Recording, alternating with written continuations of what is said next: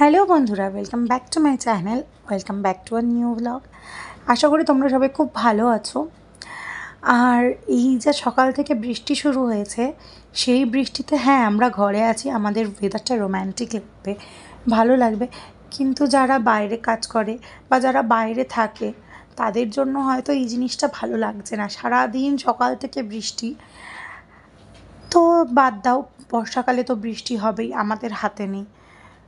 কিন্তু আমি তারপরে ভাবলাম যে ঠিক আছে, চলো সন্ধেবেলা না একটু বেরোনো যাক এই বৃষ্টিতে।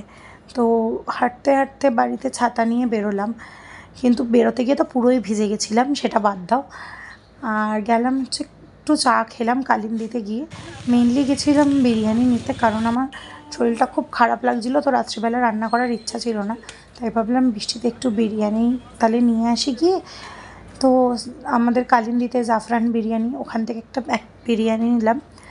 বিরিয়ানিটা প্রাইস অনুযায়ী সত্যি ভালো খেতে, তো অবশ্যই তোমরা ট্রাই করতে পারো যারা এখনও ট্রাই করোনি জাফরান বিরিয়ানি।